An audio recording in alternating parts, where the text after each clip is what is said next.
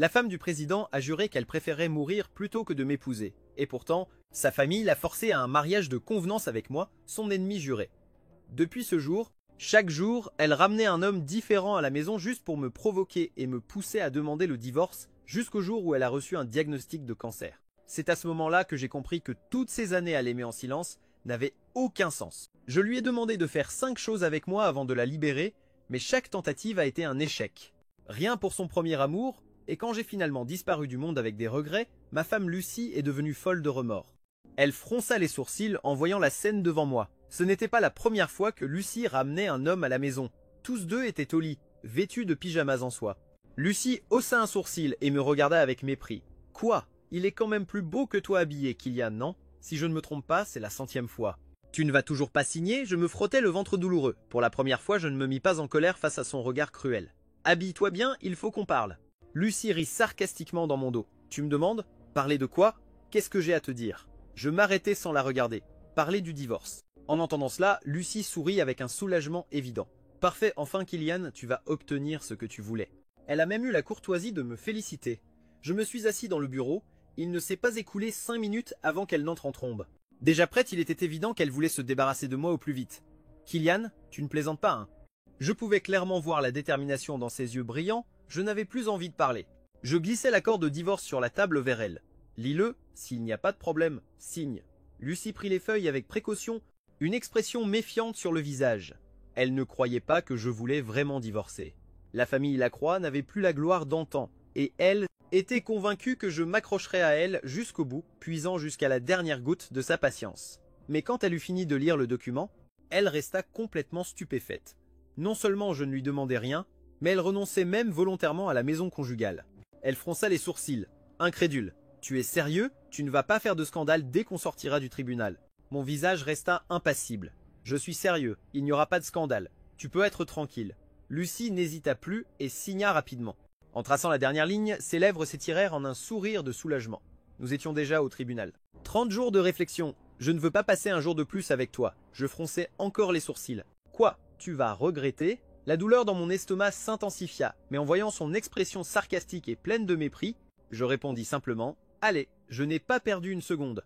Nous avons finalisé la procédure de divorce. Le divorce. » L'employé nous remit un document en marmonnant. Pendant ces 30 jours, si l'un des deux regrette. Regretter quoi? Lucie lâcha le stylo et sourit radieusement. Je sortis du bâtiment, quelques pas derrière elle, et vis que sa voiture était toujours garée. Elle klaxonna, baissa la vitre à moitié, retira ses lunettes de soleil et, avec une moue moqueuse, dit « Kylian, après tout, on a été ensemble. Ne t'inquiète pas, tu en trouveras une autre. En fait, je connais une fille plutôt jolie. » Elle me tendit une carte de visite clairement pour m'humilier, mais je la pris sans hésiter. Parfait, j'y réfléchirai.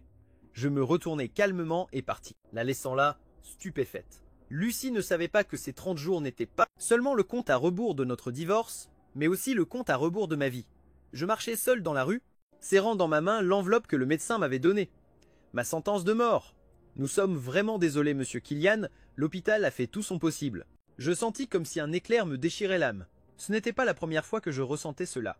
La famille Lacroix vacillait, comme une balle suspendue au-dessus d'une falaise, tout le poids sur mes épaules.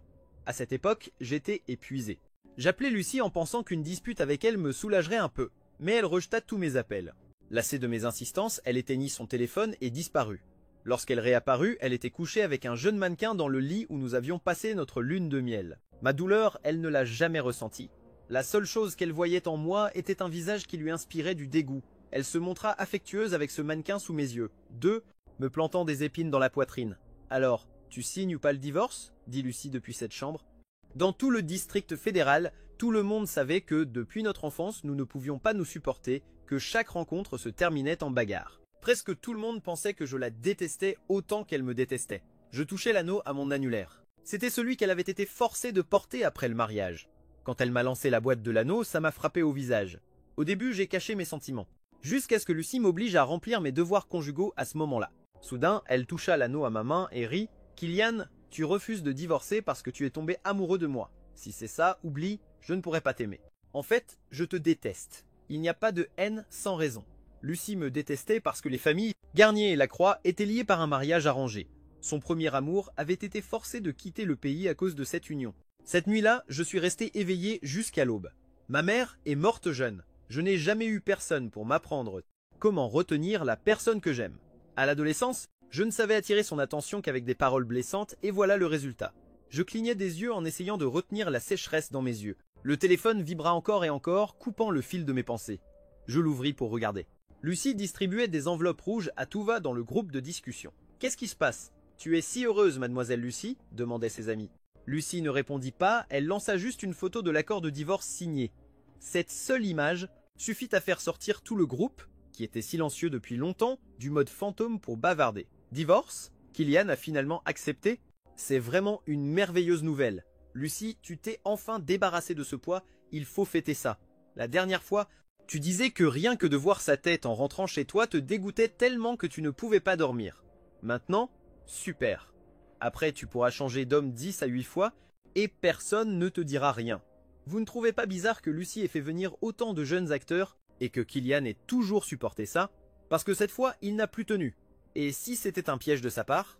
Si le délai passe et que la procédure de divorce n'est pas finalisée, toute l'affaire pourrait, que je ne pouvais me concentrer sur rien.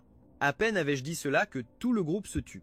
Juste à ce moment-là, mon téléphone sonna. « Kylian, tu te moques de moi? Non? Bonjour, la période de réflexion est terminée. Tu vas vraiment faire les démarches ?» La voix froide de Lucie me transperça l'oreille.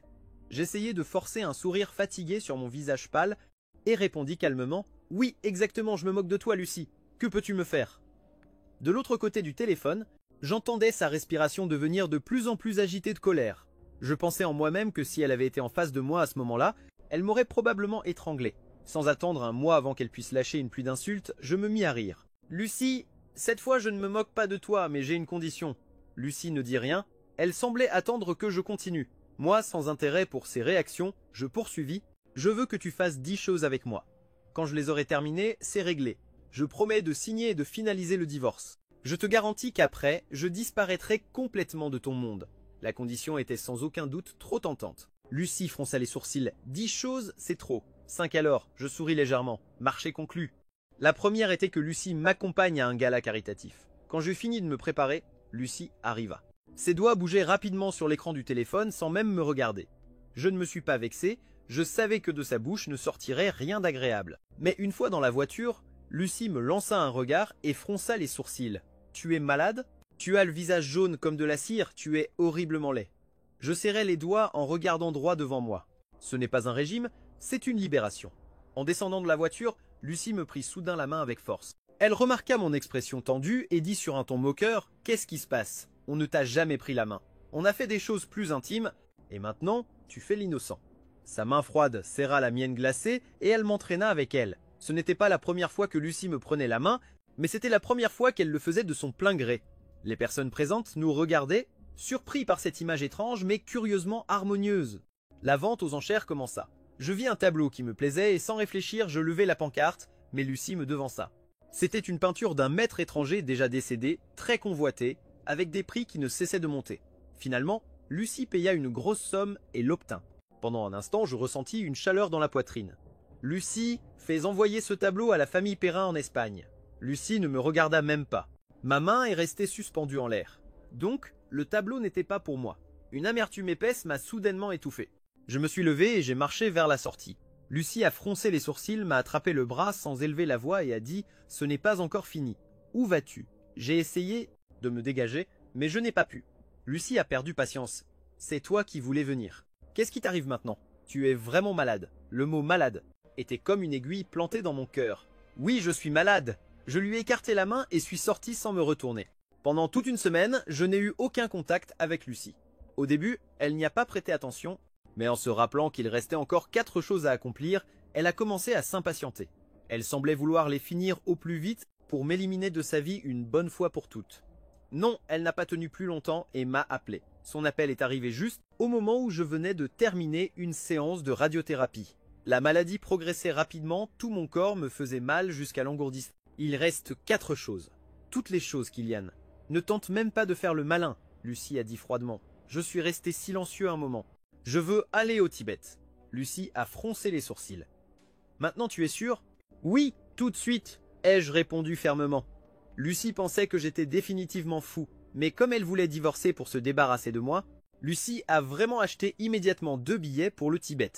Quand je suis arrivé à l'aéroport, emmitouflée jusqu'au cou, Lucie était déjà impatiente. « Qu'est-ce qui t'arrive » m'a-t-elle reproché. « J'ai dit que je viendrais te chercher et tu n'as pas voulu. Tu viens tout seul et en plus tu traînes. » Pendant qu'elle protestait sans cesse, je n'ai rien dit et lui ai lancé la valise. « Tu parles trop. » Lucie a soufflé froidement et d'un geste a ramassé mes petites affaires. Elle n'a même pas remarqué ses mouvements automatiques. Quand l'avion allait décoller, le téléphone de Lucie a soudain sonné.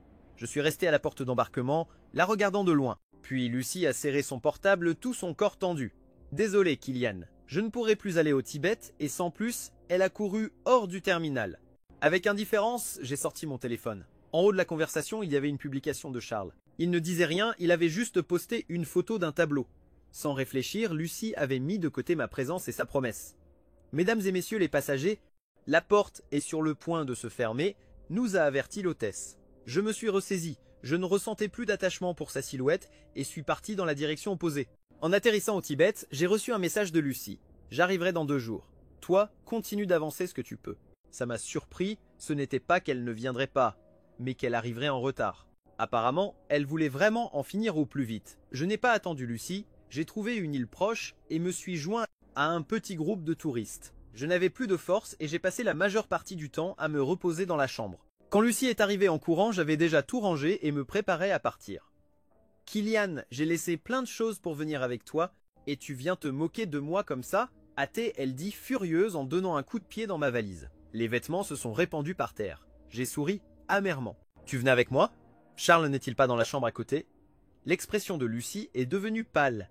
Elle a balbutié une faible justification. « Kylian, Charles est juste venu chercher de l'inspiration, tu peux lui faciliter la vie. » J'ai serré les doigts et n'ai pas répondu. Je me suis baissé pour ramasser les vêtements. « Ai-je dérangé quelqu'un » a soudain demandé Charles à la porte. La colère sur le visage de Lucie a disparu instantanément, remplacée par de la prudence et de l'inquiétude. « Je ne te trouve pas. Tu es rentré. Pourquoi es-tu réveillé ? » « Allez, on ne peut pas rester tout le temps au lit, » a-t-il dit. J'ai entendu du bruit et je suis venu voir.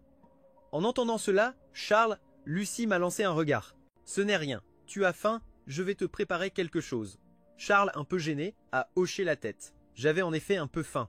Lucie s'est retournée pour partir, mais s'est arrêtée et d'un ton agacé m'a lancé. « Et toi, tu ne vas rien manger ?» J'ai mis le dernier t-shirt dans la valise.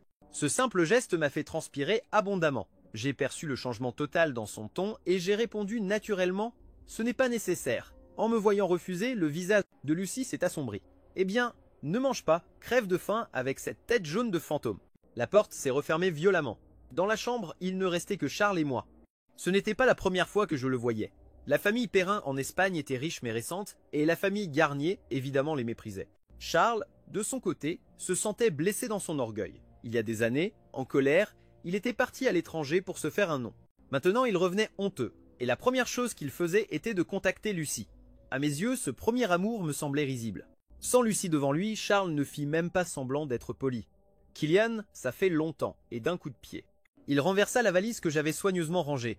Je vis comment la pile de vêtements que j'avais ramassée avec effort se défaisait si facilement, gonflant mon orgueil aigu jusqu'à la gorge. Je savais que Charles le faisait exprès pour me provoquer. Mais je ne pus me retenir et mordis à l'hameçon. Je lui donnai un coup de poing au visage pâle. À cet instant, Lucie poussa la porte et entra juste, vit la marque du coup et les larmes dans l'œil de Charles. Toujours avec le bol de nouilles qu'elle avait préparé pour moi dans les mains, elle le laissa tomber par terre sans demander d'explication, s'approcha et me gifla violemment.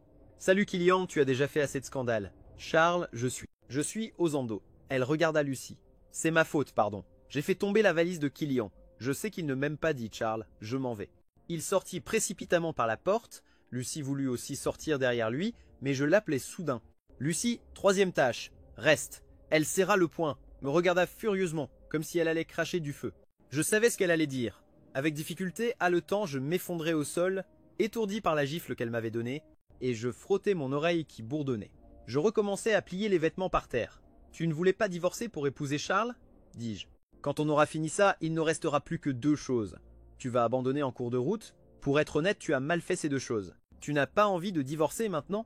Je levai les yeux et ne vis dans ses yeux profonds qu'un mépris sans fond. « Kylian, les gens et les démons doivent connaître leurs limites. Dommage que tu n'aies pas cette chance. J'acceptais cette 3e tâche, mais il faut que tu comprennes que la famille Lacroix ne peut plus te protéger. Si tu touches ne serait-ce qu'un seul cheveu de Charles, je m'assurerai que tu meurs. » Je baissai la tête et laissai échapper un rire amer. qui ne sait pas dire des paroles cruelles.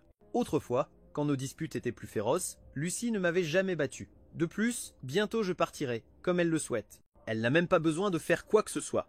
Lucie appela Charles et, au bout d'un moment, elle baissa ses arrangements. Il partit le premier. En la voyant le protéger avec tant de soin, je ressentis de l'amertume comme si j'avais avalé du poison. Il s'avéra que Lucie n'était pas incapable d'aimer, seulement elle ne m'a jamais aimé. Quand Lucie revint, je n'avais pas encore fini de plier les vêtements. Elle, incapable de supporter ça, me releva et se baissa pour les plier elle-même. « Tu es un incapable, dit-elle, ce ne sont que quelques vêtements, et tu y passes une demi-journée sans finir. N'importe qui penserait que tu es sur le point de mourir, que tu n'as même pas la force pour ça. » J'eus envie de plaisanter avec elle. « Tu as raison, répondis-je, je suis sur le point de mourir. Dis-moi, si je meurs, regretteras-tu tout ce que tu m'as fait ?» Lucie s'arrêta une seconde, leva la tête et sourit avec moquerie. « Regretter? Tu rêves trop. Si tu mourais maintenant, j'allumerais des feux d'artifice pendant 3 jours et 3 nuits d'affilée. J'inviterais tout le district fédéral à manger et boire jusqu'à l'aube. Je ris jusqu'à en avoir les larmes aux yeux, appuyant mon menton sur ma main. Lucie, ta bouche est vraiment venimeuse. Après tout, nous avons été mari et femme. Je ne suis pas restée longtemps, répondit-elle froidement. Mon corps, clairement, les gens ne le supportaient plus. En revenant au district fédéral, je tombais au lit pendant une semaine. Après chaque séance de radiothérapie, mes cheveux tombaient à une vitesse visible. Quand Lucie m'appela pour me presser sur les 2 dernières choses que je devais faire, je m'enfermai dans la salle de bain et pleurai tout l'après-midi. Après avoir fini de pleurer, je me couvris entièrement et courus au centre commercial pour acheter une perruque. « Tu t'es coupé les cheveux ?» demanda Lucie surprise. Je ne répondis pas et montai directement dans sa voiture. « Allons-y, dis-je. » Lucie fronça les sourcils et, sans réfléchir, essaya de toucher ma perruque. Je vis sa main et esquivai rapidement. « Allez, conduis-lui, dis-je précipitamment. » Alors elle monta dans la voiture. « Je te rappelle juste comment tâter, elle avec mépris qu'il te reste moins de 7 jours de repos. »« Ah, vite !» Les 2 choses qui manquent, je ne répondis pas. Je regardais par la fenêtre de la voiture. Avant, j'étais trop occupé à me disputer avec Lucie, occupé à essayer qu'elle me regarde, et j'ai raté beaucoup de beaux paysages du district fédéral. Je pensais que si un jour j'arrivais à son niveau, nous pourrions admirer ensemble la vue. Mais la vérité est que pour celui qui ne aime, même si tu es à un pas de distance, elle t'ignora. Et pour celui qu'elle aime, elle est capable d'incliner son dos fier sans aucun doute. Je ne pouvais pas m'en empêcher. La 4e chose que j'ai demandé, c'était que Lucie m'accompagne au parc d'attractions. « Quoi, enfantin ?» dit-elle en me lançant un regard de mépris. J'ai baissé les yeux, elle avait. « Quoi, enfantin ?» dit-elle en me lançant un regard de mépris. J'ai baissé les yeux, elle avait. J'ai vu qu'elle emmenait Charles au parc d'attractions, lui prenant des photos patiemment et sans se plaindre. Je ne voulais pas rivaliser avec lui. Je voulais juste réaliser un souhait de mon enfance. Aller une fois au parc d'attractions avec Lucie. La 4e tâche était de réaliser le rêve du petit Kylian d'autrefois. Lucie marchait à mes côtés, mais son esprit était ailleurs. Elle ne quittait pas son téléphone des yeux. Je lui ai demandé de me prendre en photo. J'ai dû l'appeler 4 ou 5 fois avant qu'elle lève les yeux pour me regarder. La nuit est tombée et Lucie m'avait déjà demandé 3 fois de rentrer. Moi, j'ai fait semblant de ne pas l'entendre jusqu'à ce que les lumières de la grande roue s'allument au loin. Mes yeux se sont illuminés et j'ai pointé vers là-bas. Faisons ça et ensuite on rentre. Lucie a été surprise de voir mon regard soudainement brillant. Au bout d'un moment, elle a pincé les lèvres. « Kylian, même si tu montes avec moi tout en haut de la grande roue, je ne vais pas tomber amoureuse de toi. » Le temps passait lentement. J'ai senti mes yeux brûler. J'ai tourné la tête brusquement. « Tu réfléchis trop, » lui ai-je dit. « C'est juste que je ne suis jamais monté dans une de ces choses avant. » La sonnerie du téléphone a brisé le silence. C'était Charles disant quelque chose à la hâte de l'autre côté. Lucie a raccroché et une fois de plus, elle est partie en courant, sans même un mot d'excuse. La grande roue est arrivée à son point le plus haut. J'ai regardé les milliers de lumières sous mes pieds et les larmes ont roulé sur mes joues. À voix basse, je me suis dit « Joyeux anniversaire les amis !» Kylian, cette nuit-là, j'ai eu une forte fièvre et on m'a emmené aux urgences. Les bips des machines résonnaient dans mes oreilles, mais je n'entendais plus rien. Dans le brouillard de l'inconscience, j'ai vu Lucie entrer. En me voyant agoniser, elle n'a montré aucun signe de tristesse. « Lucie, Lucie, maté, elle sourit avec cruauté. Tu l'as bien mérité. Tu aurais dû accepter mon mépris plus tôt. Ainsi, je n'aurais pas eu à réaliser ces ridicules dernières demandes à toi. » Dans mon rêve, j'ai grincé des dents de rage, mais à l'intérieur de moi tout était acidité, comme si on m'avait plongé dans du citron pendant 3 jours et 3 nuits. J'ai fait un effort pour respirer et ouvrir les yeux, mais elle n'était plus là. « Mon Dieu, tu t'es enfin réveillé. Tu sais combien de temps tu as dormi, Raya ?» C'était mon ami Dembélé qui me parlait. J'ai toujours été compétitif dans notre cercle, tous méprisent ceux qui échouent. La famille Lacroix était tombée. Lucie ne s'est jamais bien entendue avec moi et tout le monde savait que les Lacroix étaient finis. Elle serait la première à se moquer, alors les autres ont aussi choisi son camp, traçant une ligne claire entre eux et moi. À mes côtés, il ne restait que Dembélé, l'ami qui a toujours pris soin de moi. Lui pouvait encore me parler franchement. Quand je l'ai entendu, je lui ai demandé précipitamment « Quel jour sommes-nous » Dembélé est resté un moment silencieux, pensant que j'étais triste parce qu'il savait que je n'avais plus beaucoup de temps. Il a caché toutes ses émotions. Dembélé m'a consolé d'une voix douce et prudente. Le 28. Le 28, ai-je répété d'une voix rauque. Où est ma perruque? Je l'ai interrompu sans réfléchir. Dembélé est resté paralysé quelques secondes avant de répondre. Je l'ai gardée ici pour toi. J'ai enroulé mes doigts, pris la perruque de ses mains et baissé la tête. Personne ne pouvait voir mon expression à ce moment-là. Dembélé, pendant que je dormais, quelqu'un est-il venu me rendre visite? Ai-je demandé à voix basse, serrant la perruque fort. En me voyant ainsi, le cœur de Dembélé s'est serré, mais il n'a pas voulu me mentir. Lucie n'est pas venue. Après l'avoir dit, il a tourné rapidement le visage et a cligné des yeux fortement pour retenir ses larmes. Non seulement elle n'est pas venue, hâté il ajoutait avec un soupir, elle n'a même pas répondu à nos appels ou nos messages indirects. J'ai dit en coma, ne plaisante pas, qui serait dans le coma? Kylian n'est pas dans le coma. Je suis occupé, je n'ai pas le temps de m'occuper de lui. À part la dernière chose que je lui ai promise, je ne ferai rien de plus. Dis-lui d'arrêter de faire du drame, d'arrêter de me chercher. J'ai appelé Lucie mais elle a raccroché. Après 3 tentatives, j'ai perdu patience et lui ai envoyé un message. Comme je m'y attendais, en moins de 2 minutes, elle m'a rappelé. Sa voix sonnait fatiguée. Charles est malade. Je dois m'occuper de lui. Parlons de la dernière chose dans 2 jours. J'étais sur le point de raccrocher quand je l'ai interrompu. Non, la dernière chose doit être faite aujourd'hui. De l'autre côté, son rire froid comme la glace se fit entendre. Ce ne sont que 2 jours, ce n'est pas que je ne vais pas le faire. Kylian apprend à savoir quand arrêter. J'ai senti une brûlure au nez et l'amertume me remonter dans la gorge. J'ai fait semblant d'être calme, même si tout mon corps me faisait mal comme s'il s'effondrait, et pourtant j'ai souri. Lucie, il ne reste que cette dernière bêtise. Après ça, tu seras complètement libre. Ou alors tu regrettes et tu veux continuer à être mon mari. Parfait, ça m'est égal. Cette tactique fonctionnait toujours avec Lucie. Après avoir raccroché, j'ai ri sans m'arrêter. Tandis que les larmes coulaient sur mes joues, le goût salé et amé est entré dans ma bouche, plus perçant qu'un couteau dans le cœur. Je craignais qu'elle ne remarque quelque chose d'étrange. Je craignais qu'avant de mourir, je doive encore supporter une autre moquerie cruelle. Alors j'ai demandé à Dembélé de m'aider à ranger l'endroit avant qu'elle n'arrive. Le trajet ne devait durer que 5 minutes, mais il m'a fallu presque 20 pour traîner les pieds jusqu'à me retrouver face à Lucie. « Tu es lent, dit-elle avec agacement. Il ne reste que la dernière chose, dis-la vite. » En voyant son expression impatiente, curieusement, je ne me suis pas senti pressé.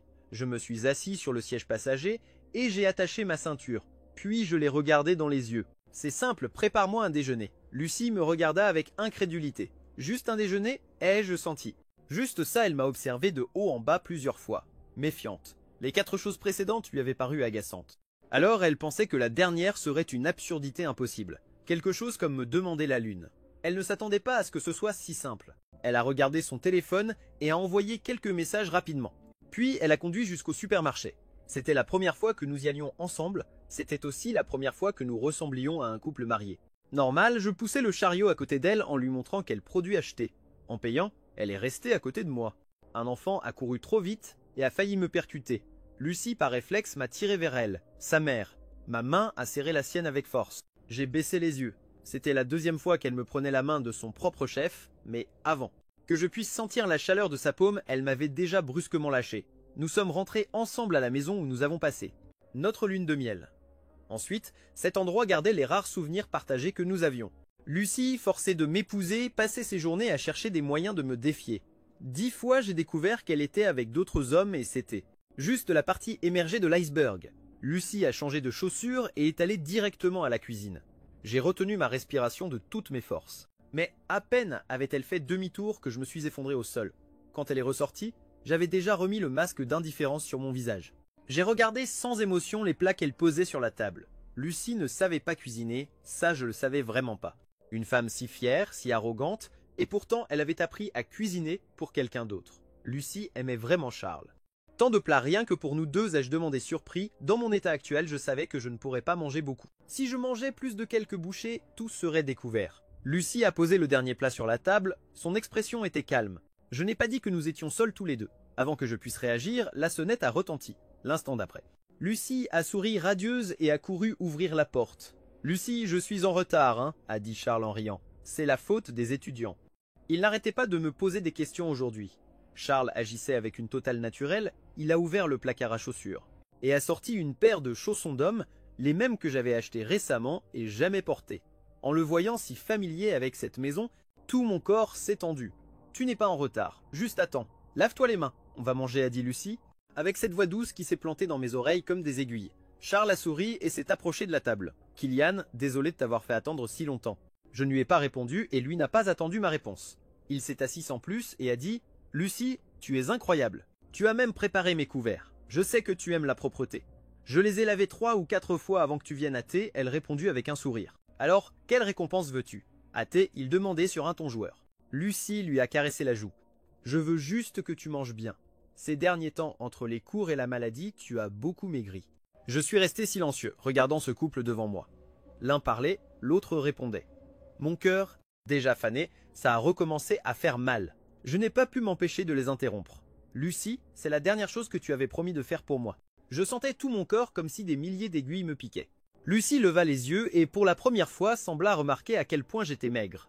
Elle parut un peu mal à l'aise, mais garda quand même son ton et sa raison. « J'ai fait beaucoup de plats, tu ne pourrais pas les finir tout seul. Charles vient juste de sortir de l'hôpital. Je l'ai soigné plusieurs jours. C'est toi qui as insisté pour le faire aujourd'hui même. Comment aurais-je pu laisser Charles seul ?» Charles, en face de moi, avait ce regard hautain, comme s'il se moquait de moi, comme si tout ce temps je n'avais été qu'un idiot. Soudain, je me sentis sans force. Toute l'énergie qu'il me restait s'évapora d'un coup. C'était une sensation d'épuisement total. Douleur dans les os, douleur dans l'âme. J'abaissai la tête et me levai comme un cadavre sans âme. Le regard fixé au sol. « Lucie, je n'aurais pas dû attendre quoi que ce soit de toi. » Ma voix était si faible qu'on l'entendait à peine. Comme une aiguille tombant au sol sans faire de bruit. Quand elle vit que je me levais pour partir, Lucie, par réflexe, fit un pas en avant.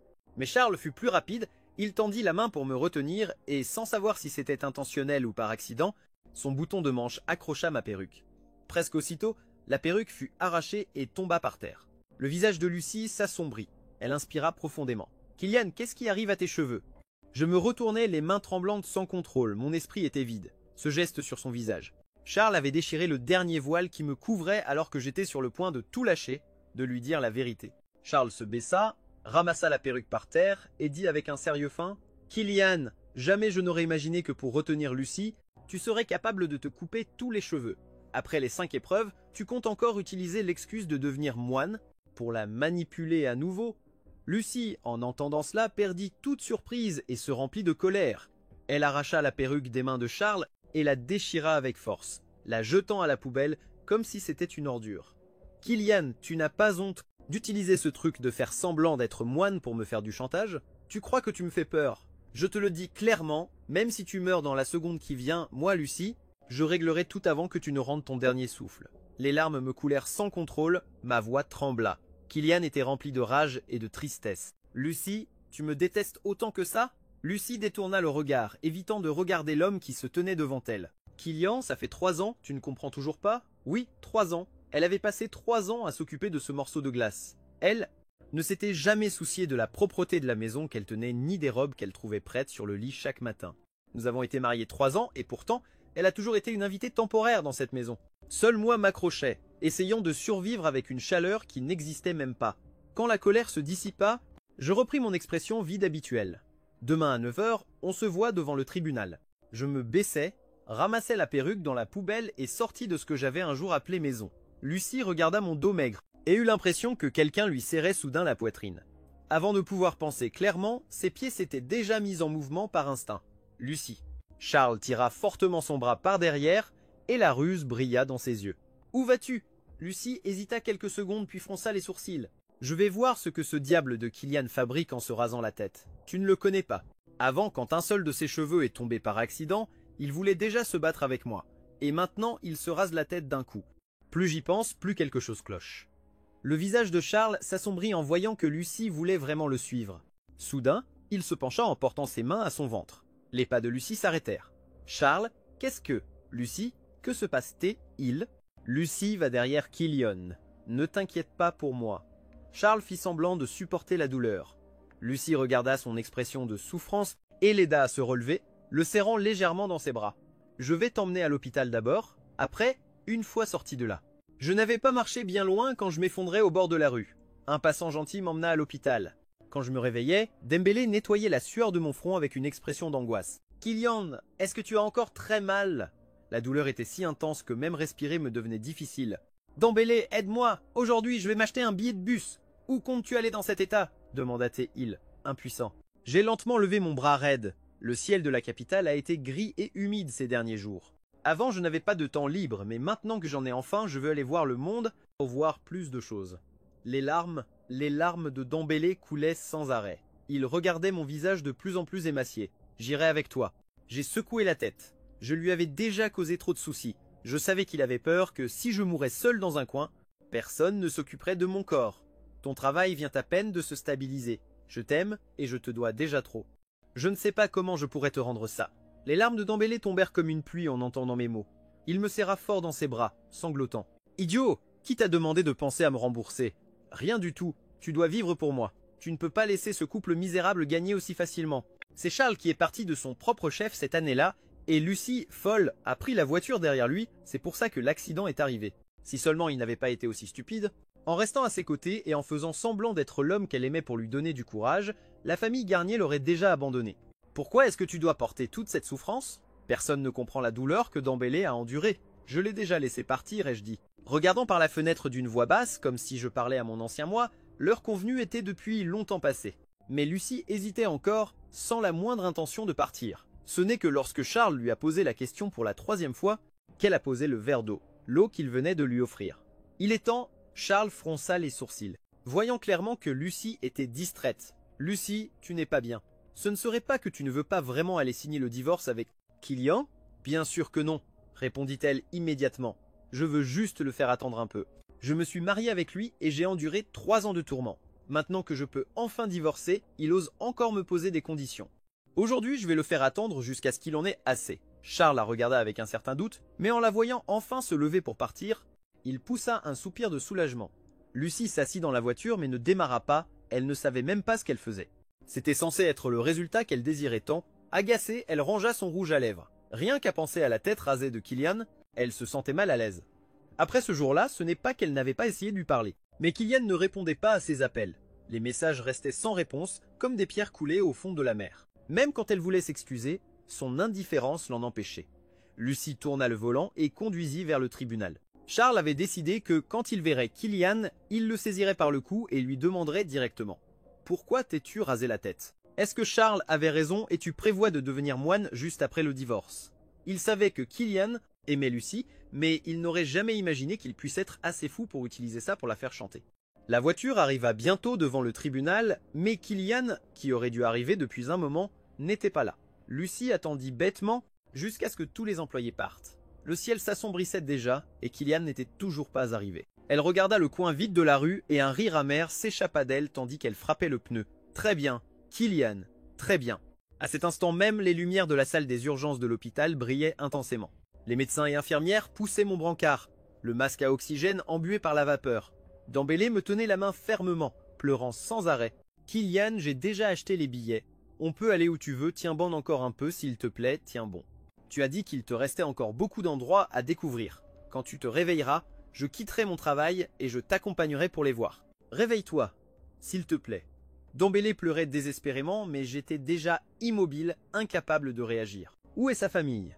Nous avons besoin d'une signature urgente. Dembélé releva brusquement la tête, les larmes coulant à flots. Il a déjà appelé. Il a déjà appelé. Ses mains tremblaient tellement qu'il pouvait à peine tenir le téléphone. Il composait encore et encore.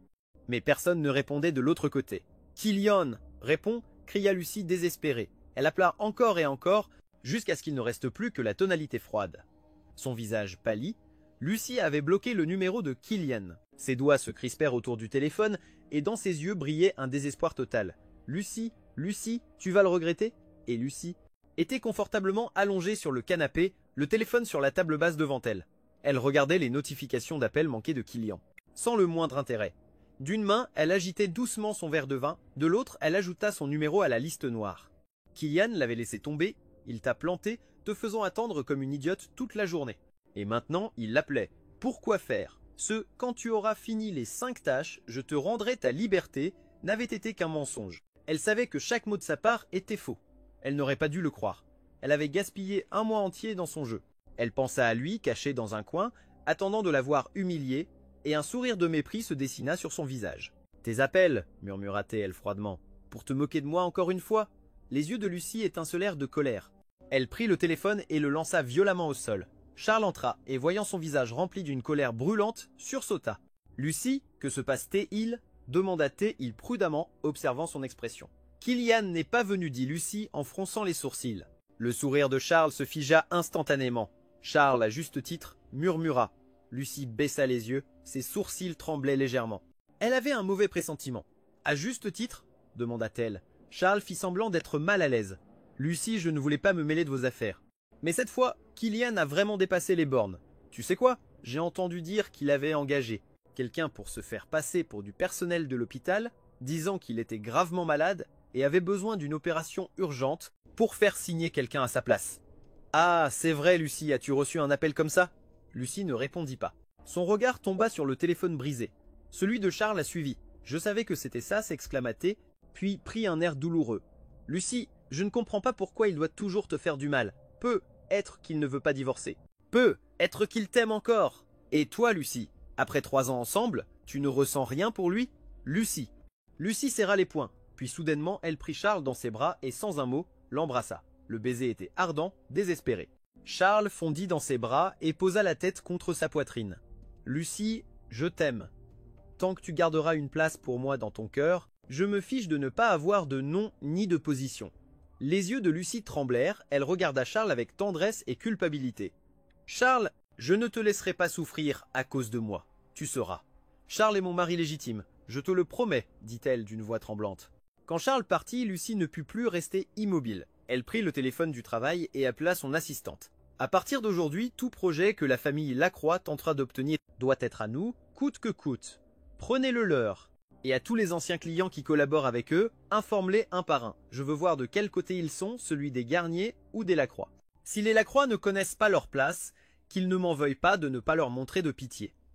L'assistante, surprise, l'interrompit. Mais, Madame Lucie, la famille Lacroix a annoncé sa faillite ce matin et le patriarche a été incinéré récemment. Puis Lucie resta figée. Elle ne savait rien.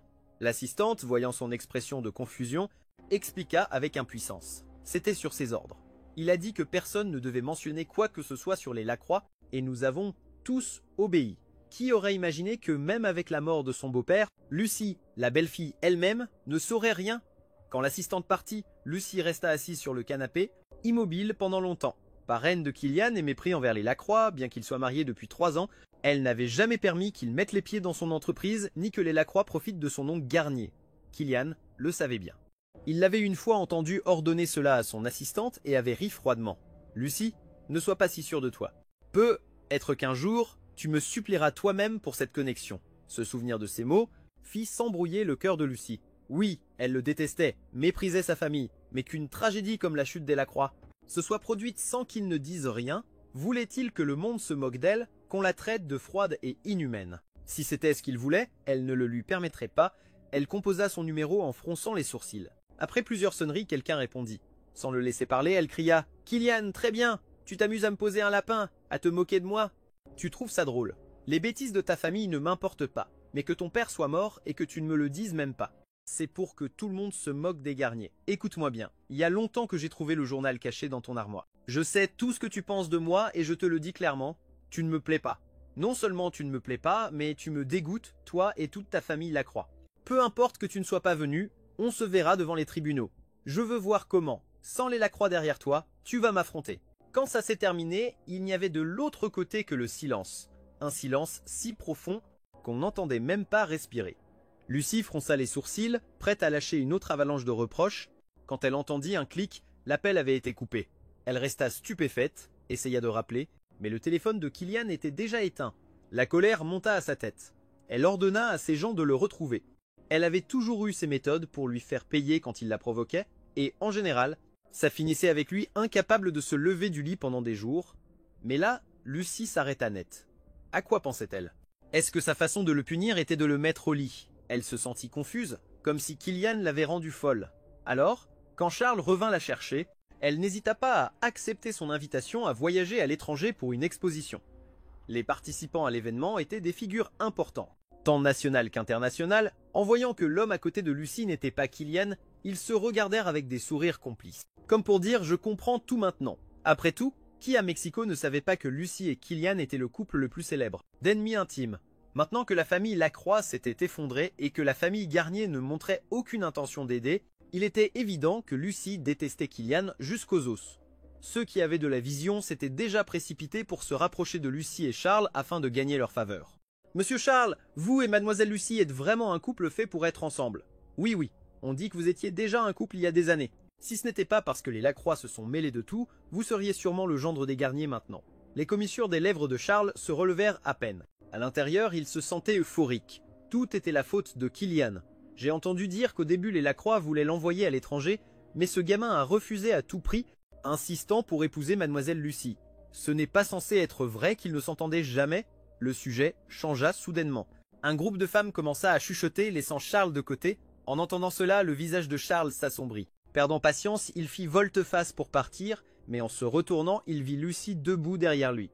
Sans savoir depuis quand elle était là, les femmes réagirent immédiatement en dissimulant avec des rires nerveux. « Mademoiselle Lucy, monsieur Charles, profitez bien, nous allons voir l'autre côté de la galerie. » Entre rires étouffés et bousculades, elles s'éloignèrent, mais Lucy resta immobile. Charles, mal à l'aise, força un sourire, s'approcha et lui prit le bras. « Depuis quand es-tu là?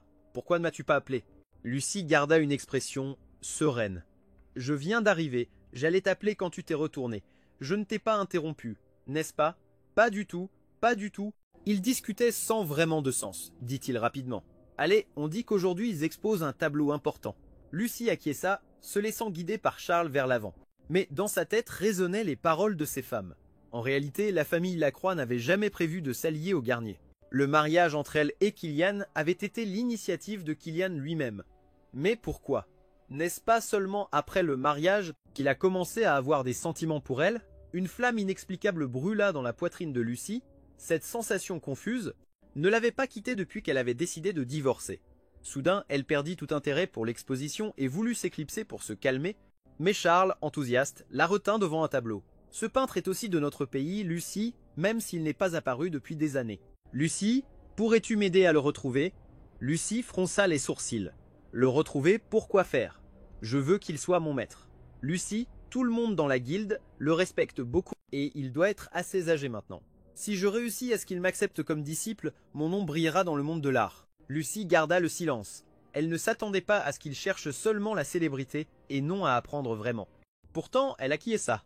Charles, ravi, s'inclina et effleura d'un baiser le coin de ses lèvres. À ce moment-là, des employés s'approchèrent prudemment en transportant une peinture couverte d'un tissu noir. La foule curieuse se pressa autour. Les yeux de Charles brillèrent. Il tira Lucy pour se placer devant. Les travailleurs avaient des visages solennels. Le directeur du musée baissa les yeux et annonça d'une voix grave. « Ce tableau est la dernière œuvre de l'artiste avant sa mort. » Toute la salle retint son souffle. L'étonnement se répandit comme un murmure. « Avant de mourir? Alors c'est une œuvre posthume. Elle ne deviendra pas inaccessible. » Le directeur ne répondit pas. Son regard était plein de tristesse. Il se retourna lentement et souleva la toile qui couvrait le tableau. Un chœur d'exclamations emplit l'air. La toile montrait la silhouette d'une femme de dos, sa figure allongée sous le coucher de soleil, Les cheveux flottant au vent, le regard perdu au loin. Tandis que tous admiraient la beauté du tableau, Charles remarqua que Lucy tremblait à ses côtés. « Lucy, que se passe-t-il » Son corps tremblait sans contrôle, les dents serrées, les yeux fixés sur le fil rouge attaché au poignet de la femme dans le tableau. Ce fil rouge était trop familier. D'une voix brisée et sèche, essayant de garder un visage ferme, Lucy murmura « Charles, j'ai faim. Soudain, j'ai eu envie de la soupe aux côtes que tu m'as préparée la fois où j'ai eu l'accident. » Charles resta perplexe un instant, puis sourit tendrement. « D'accord, mais ça fait longtemps que je l'ai pas faite. Ne te plains pas si ce n'est pas réussi. » Il se tourna une dernière fois vers le tableau, les yeux brûlants de désir et d'ambition, tandis que son sourire se chargeait d'arrogance. Les mains de Lucy tremblaient lors de cet accident. Elle n'avait jamais goûté aucune soupe aux côtes. Charles n'avait pas été celui qui s'était occupé d'elle, alors qu'il l'avait fait. La réponse pendait devant ses yeux, et pourtant elle avait peur de la découvrir. De retour au logement, Lucy attendit que Charles s'endorme et retourna seule au musée.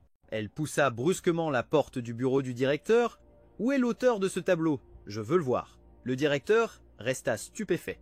Il mit quelques secondes à comprendre de qui elle parlait, puis soupira lourdement. « Je suis désolé, mademoiselle Lucy, ce peintre. Killian est déjà décédé. » Lucy laissa échapper un rire amer. « Impossible, ce ne peut pas être Killian. » Les yeux du directeur s'ouvrirent en grand, plein de surprise en voyant sa réaction.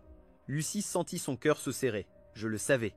Mais il y avait encore trop de choses qu'elle ne comprenait pas. Bonjour, j'ai besoin de lui parler. S'il vous plaît, aidez-moi à organiser une rencontre. Le directeur, confus, répondit « Si tu le connais, pourquoi ne vas-tu pas le chercher toi-même » Lucie serra les lèvres. Comment lui dire que Kylian ne répondait plus à ses appels? Qu'il l'avait bloqué partout? L'homme lui donna une adresse et un numéro de téléphone. Sans hésiter, Lucie réserva un vol de retour. Elle inventa une excuse quelconque et laissa Charles seul à l'étranger. Elle avait 1 million de questions auxquelles elle devait répondre face à face. Lucie, une fois, s'était perdue par hasard à l'endroit où Kylian peignait. Mais à l'époque, non seulement cela ne lui importait pas, mais elle le regardait même avec mépris, pensant qu'il ne faisait qu'imiter les autres. Appuyée avec arrogance sur le cadre de la porte, elle lui lança une phrase venimeuse. « Tes tableaux sont à des années-lumière de ceux de Charles. » Kylian répondit seulement par un sourire glacial. « Si ta vue n'est pas encore guérie, va la faire vérifier à nouveau. » Quand elle vit la dernière peinture de l'artiste, elle reconnut l'image de Kylian. Lucie le reconnut presque immédiatement. Le bracelet rouge au poignet de l'homme sur le tableau était le talisman que Charles lui avait demandé quand elle était aveugle après l'accident de voiture. Malheureusement, il s'était cassé plus tard. Elle avait toujours cru que la corde rouge s'était cassée parce que sa famille l'avait forcée à épouser Kylian, lui ôtant toute liberté, comme une proie prise dans une cage dont elle ne pouvait s'échapper. Kylian, idiot, sans comprendre la raison, monta la montagne en se prosternant à chaque pas pour demander une autre corde identique pour elle. Furieuse, Lucie prit des ciseaux et la coupa en morceaux. Elle n'oublia jamais le regard que Kylian lui lança à ce moment-là. Au fond, elle savait qu'elle avait été cruelle, mais comment aurait-elle pu s'humilier pour s'excuser auprès de lui? Le résultat fut que, le lendemain matin, Lucie découvrit que ses beaux cheveux, qu'elle chérissait tant, avaient été coupés en une grosse mèche par Kylian. Lucie suivit l'adresse écrite sur le papier, pensant que celui qui ouvrirait la porte serait lui. Elle avait même préparé les mots pour le ridiculiser. « Tu veux vraiment faire tout ce bruit? Que cherches-tu avec tout ça? Que je ne divorce pas? Que je m'adoucisse avec toi ?» Alors qu'elle pensait cela, la porte s'ouvrit. En voyant la personne devant elle, Lucie resta figée. « Qui es-tu » Celle qui se tenait devant elle était une jeune femme au visage froid mais au regard ferme. « Et toi, qui es-tu » demanda Lucie méfiante. La fille soupira et répondit sans détour. « Je suis la cousine de Kylian. Toi, tu es Lucie. » Le nom de Kylian fit battre le cœur de Lucie à tout rompre. Elle tenta de regarder à l'intérieur de la maison, cherchant sa silhouette familière. « Où est-il? Est-il à la maison? J'ai besoin de lui parler. »« Non, il n'est pas là, » répondit la jeune fille. « Il n'est pas là. » Lucie laissa échapper un rire sarcastique, une de ses ridicules blagues. « Dis-lui de ne pas perdre son temps. Je suis déjà là. Se cacher ne lui servira à rien. » La fille la regarda droit dans les yeux sans aucune compassion. C'est inexplicable. Kylian est mort. Ces mots furent comme un couteau glacé planté dans la poitrine de Lucie. Elle laissa échapper un rire brisé plein d'incrédulité. « Tu veux que je croie ça? Il a toujours adoré le drame. Maintenant il fait semblant d'être mort. J'ai déjà entendu cette rumeur à l'exposition, mais il ne me trompera pas. Il veut me manipuler, me faire pitié que je ne signe pas le divorce. Dis-lui de ne pas rêver. Où est-il? Qu'il sorte tout de suite. » La jeune fille garda le silence, laissant Lucie décharger toute sa colère et son déni. Ce n'est que lorsqu'elle la vit un peu plus calme qu'elle ouvrit la porte en grand. « Entre, c'est mieux que tu le vois de tes propres yeux. » Lucie entra. La maison était petite, décorée simplement, mais propre et ordonnée. Une légère odeur d'encre et d'herbe flottait dans l'air. Son regard s'arrêta dans un coin. Sur une table en bois, il y avait un vase avec des fleurs blanches et un cadre photo couvert d'un tissu noir. Sur la photo, Kylian souriait d'un sourire doux, peu habituel, mais dans ses yeux se lisait une fatigue que Lucie n'avait jamais remarqué auparavant. Le corps de Lucie se figea, ses pas devinrent lourds et maladroits. Ce portrait était une photo posthume. Elle tendit la main tremblante, effleurant le verre glacé du cadre. Le visage de Kylian restait jeune, mais ce sourire n'existerait plus jamais dans la réalité. Lucie étouffa un sanglot. Toutes ses moqueries, sa colère et son incrédulité s'évanouirent, laissant un vide dévastateur. Il est vraiment. Sa voix fut à peine un murmure. « Oui, il est mort le jour même où il t'a convoqué au tribunal, » répondit doucement la fille. Kylian avait un cancer en phase terminale. Ce jour-là, son corps n'en pouvait plus. Le monde de Lucie s'effondra. Elle recula en titubant, heurtant la table, l'esprit embrumé. Soudain, tout prit sens. Ses comportements étranges, ses exigences absurdes. Ses disparitions n'étaient pas un théâtre, il ne la manipulait pas, il essayait seulement de réaliser les 5 dernières choses de sa vie, dont une était de la voir une dernière fois pour lui dire adieu dignement. Et elle l'avait abandonné. Elle l'avait insulté alors qu'il agonisait, avait bloqué son numéro. Lucie fixa intensément la photo. Elle se couvrit la bouche et les larmes coulèrent sur son visage. 5 choses, murmura-t-elle en sanglotant. À ce moment, la porte s'ouvrit et Dembélé entra. En voyant Lucie serrer un carnet contre elle en pleurant désespérément près de la photo de Kylian, il ne put que soupirer, épuisé et blessé. « Où est-elle » demanda Théil. La cousine montra Lucie du doigt. Dembélé comprit et s'approcha. En voyant son état, il ne put retenir son amertume. « Pourquoi es-tu venu pour te moquer de lui une dernière fois ?» Lucie releva la tête, le visage pâle, les larmes incessantes. Elle tenta de parler, mais sa voix se brisa. Vraiment, il. Dembélé acquiesça tristement. « Oui, Kylian est parti. Grâce à quelqu'un, je suppose que tu sais déjà qui. » Ses yeux se posèrent sur la corde rouge du tableau, puis sur le carnet que Lucie serrait contre sa poitrine, et enfin sur la photo de Kylian.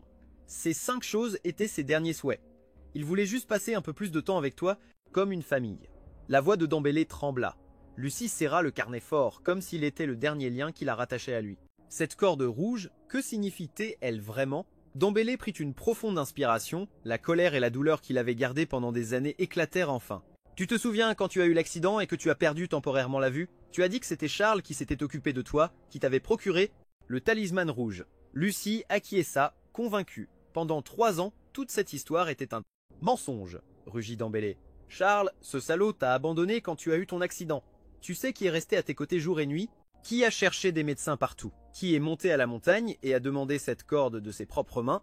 Et t'a nourri quand tu ne pouvais pas le faire toi-même? Dembélé montra la photo. C'était Kylian, celui que tu as haï de tout ton être, à celui que tu as insulté sans pitié, à celui que tu as accusé d'avoir ruiné ton amour. Lucie resta sous le choc, secoua la tête encore, et encore, incapable d'accepter la cruelle vérité. Non, ce n'est pas possible. Charles m'a dit. Charles se lâche et est revenu seul quand il a su que tu étais guéri. Kylian, en revanche, sachant que tu le méprisais, a feint une autre voie. Il s'est couvert le visage pour pouvoir prendre soin de toi sans que tu le repousses. Chaque souvenir que tu as de Charles à l'hôpital, c'était en réalité Kylian. La corde rouge qui s'est rompue, c'est lui qui est remonté la montagne avec les genoux en miettes juste pour en demander une autre pour ta sécurité. Tu l'as coupée et pourtant, il l'a gardée dans son journal. Lucie porta ses mains à sa tête, les fragments de souvenirs se réordonnèrent douloureusement. Cette odeur d'herbe à l'hôpital venait de lui, l'homme qu'elle avait aimé, qu'il avait trompé et qu'elle avait le plus haï, l'aimait avec une dévotion silencieuse, renonçant même à son orgueil. Lucie tomba à genoux, les larmes mêlées à une culpabilité insupportable. Elle avait vécu 3 ans dans un mensonge et avait rendu le plus pur des amours avec les paroles les plus cruelles. Kylian, Kylian, murmura-t-elle son nom entre sanglots, mais plus personne ne pouvait l'entendre. Kylian est parti. Tu ferais mieux de t'en aller, dit Dembélé d'une voix éteinte, sans plus de force pour haïr. La vérité à elle seule était déjà une punition suffisante. Lucie se redressa avec difficulté, les yeux rouges et gonflés, serra dans ses mains le carnet du journal et la perruque de Kylian. Et elle sortit de la maison. Chaque pas était une blessure ouverte dans son cœur, comme si elle marchait sur des éclats brisés.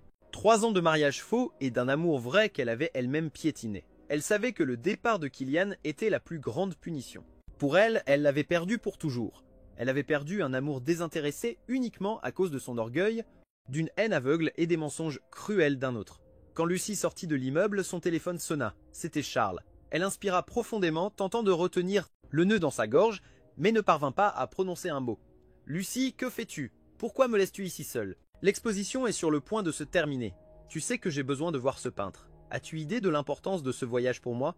La voix de Charles était pleine de reproches, de colère et d'insatisfaction. « Tu rentres au pays sans rien me dire. Ne crois pas que parce que tu es une riche demoiselle, tu peux faire ce que tu veux, ce qui est entre nous. » Lucie l'interrompit net, non pas avec des mots, mais en appuyant froidement sur le bouton de fin d'appel. Elle ne voulait plus entendre une seule parole de cet homme.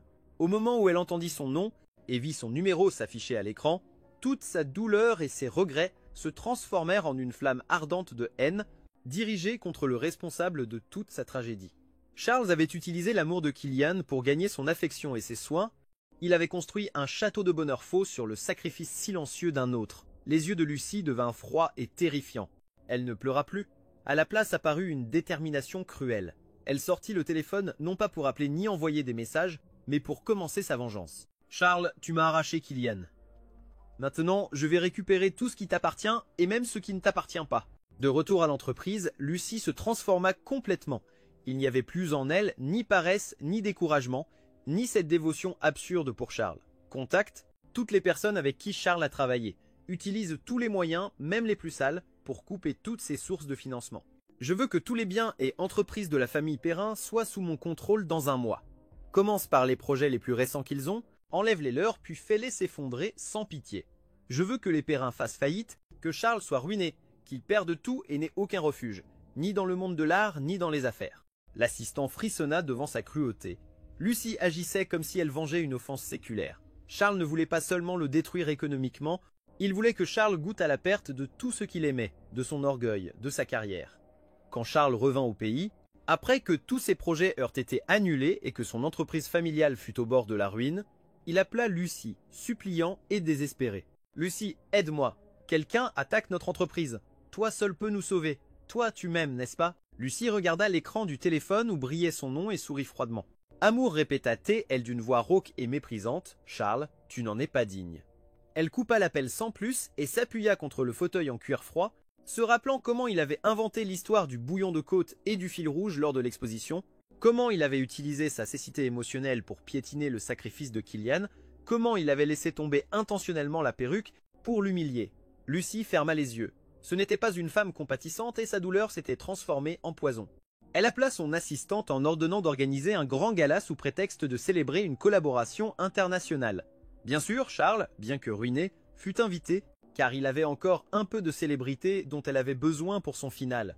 Cette nuit-là, Charles arriva le visage émacié, suppliant pardon. « Pardon, Lucie, s'il te plaît, tu m'aimes encore. » Tout n'était qu'un malentendu. « Tu ne peux pas laisser ma famille sombrer ainsi. » Il s'agenouilla et prit sa main, Charles. Lucie la retira avec un regard aussi froid que l'acier. « Mon amour, tu es digne de ça, Charles. » Elle ne dit rien de plus. Cette nuit-là, sous sa planification minutieuse, un accident eut lieu dans la zone d'exposition. Charles, tentant d'attirer son attention, fut poussé vers une zone en réparation. Le sol mal couvert céda et sous le fracas d'une statue tombant, Charles chuta dans un trou de 2 mètres, enseveli sous des fragments de plâtre et des débris. Lucie l'observa de loin, sans peur ni remords. Charles fut transporté à l'hôpital dans un état critique. Elle suivit son évolution de près. Elle ne voulait pas qu'il meure, elle voulait qu'il vive pour souffrir. Quelques jours plus tard, le rapport médical arriva à son bureau. Charles avait survécu, mais avec des dommages irréversibles à la colonne vertébrale et aux nerfs de sa main droite, la main avec laquelle il peignait, celle dont il était le plus fier. Les blessures étaient permanentes, il ne tiendrait plus jamais un pinceau. Lucie sourit avec une tristesse cruelle. « Kylian, tu as dit que j'étais froide. Maintenant j'utilise cette glace pour faire justice pour toi. » Elle envoya une lettre brève à l'hôpital. Avec une photo du tableau La Demoiselle du Crépuscule de Kylian Charles, elle ne disait que « Maintenant, tu as tout perdu, Charles. Profite de la douleur que tu as fait ressentir aux autres. » Après avoir accompli sa vengeance, Lucie quitta la ville et chercha la tombe de Kylian. Le cimetière se trouvait sur une colline tranquille entre cyprès et vent glacial. Elle trouva sa pierre tombale en granit noir. Sans date, seulement son nom. Lucie s'agenouilla, posa le journal et la perruque déchirée et, tremblante, caressa les lettres gravées. « Je suis venu, Kylian, tu vois. J'ai fait ce que tu m'as demandé. J'ai enlevé de ma vie tout obstacle. Quand il est tombé, le crépuscule est tombé. Le silence et le froid du lieu abattirent le dernier mur de glace dans son cœur. » Lucie éclata en sanglots, un cri déchirant et pur, le cri d'un amour compris trop tard. « Pourquoi ne me l'as-tu pas dit, Kylian? Pourquoi as-tu été si têtu? Pourquoi m'as-tu laissé te haïr, te torturer, alors que tu voulais seulement que je sois libre ?» Elle s'appuya contre la tombe, serrant la pierre comme si elle serrait son corps, le soin, le fil rouge, tout c'était toi. C'était toi qui m'aimais, pas lui. J'étais l'aveugle, pas mes yeux, mais mon cœur. Le temps passa. Lucie continua de diriger l'entreprise avec succès, mais elle devint distante, vide. Ni l'argent ni le pouvoir n'avaient de sens. Elle vivait comme une ombre. Un après-midi d'hiver, alors que la neige tombait, elle alla visiter la tombe une fois de plus. Elle portait un manteau épais, sans chapeau ni parapluie. Elle versa un peu de vin sur la terre et but le reste. Elle s'agenouilla, ouvrit une dernière fois le journal et lut les mots pleins d'amour et de sacrifice. La nuit tomba, la neige couvrait tout. Lucie ne ressentit pas le froid, seulement une étrange paix. Elle murmura doucement. « Kylian, je viens avec toi. Je ne te quitterai plus jamais. » Le lendemain matin, les gardiens du cimetière trouvèrent une scène bouleversante. La neige couvrait tout, formant une couche blanche, sur la tombe de Kylian. Le corps de Lucie, couvert de neige, gisait penché, serrant la pierre tombale, comme une colline blanche qui protégeait et réchauffait l'amour éternel et tardif des deux. Fin.